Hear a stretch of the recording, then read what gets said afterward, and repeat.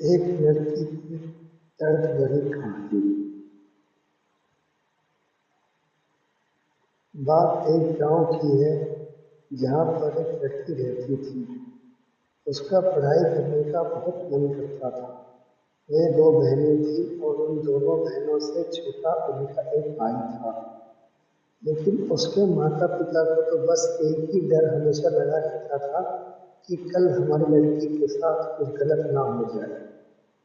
इसी डर के कारण उसके माता पिता और उसकी बुआ ने मिलकर जल्दी जल्दी में उस लड़की की शादी कर दी।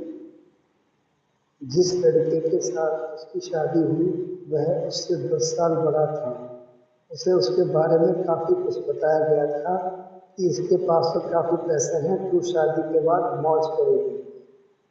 अब शादी के बाद उसने सोचा कि वो बहुत खुश रहेगी, पर जैसे ही वह अपनी ससुराल गई वहाँ पर उसने पाया कि उसके ससुर की तो शादी से पहले ही मौत हो चुकी थी।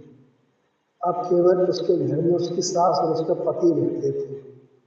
लड़की के घर वालों ने सोचा कि शादी के बाद हमारी लड़की आराम से मजे में रहेगी, और उन्हें क्या पता था कि उन्होंने अपनी लड़की को एक दहेजी घर में भेज दिया था। अब तो दहेज की कहानी शुरू होनी ही थी। शादी के 10वें दिन बाद उसके पति ने उस लड़की को कहा कि मेरी सरकारी नौकरी लगने वाली है, तो तू अपने घर से 70,000 रुपये ला के दे दे। वह अगले दिन अपने घर आई तो उसने ये बात अपनी माँ को बताई। तब धीरे से उसकी माँ ने यही बात उसके पिता को भी बताई। उसके पिता ने सोचा कोई बात नहीं, अपनी बेटी से बढ़कर पैसे थोड़े हैं।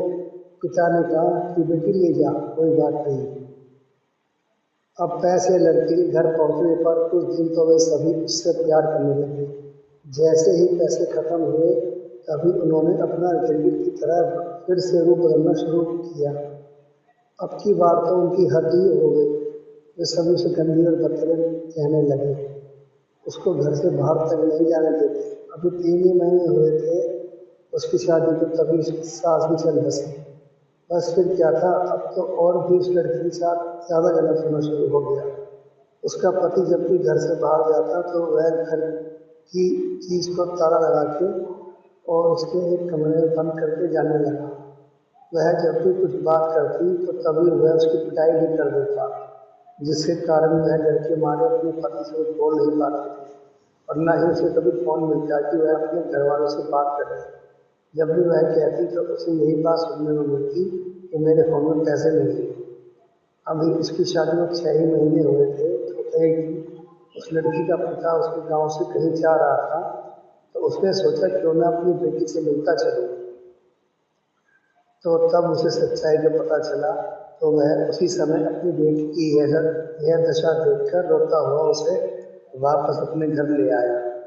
घर पर आने के बाद उसने अपनी बेटी से सारी बातें पूछी। उसने फिर वहाँ पर लड़के गांव में पंचायत भी की। पंचायत में फैसला आया कि तू भाई इस लड़की को तलाक दे दे। पंचायत के फैसले के आगे उस लड़के को लड़की को तलाक देना ही पड़ा।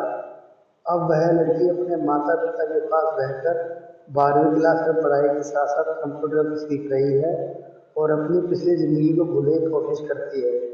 पर लेकिन अगर कोई ना कोई उसे फिर से उस ज़िंदगी की याद दिला देता है तो उसकी रूह भी कांप उठती है।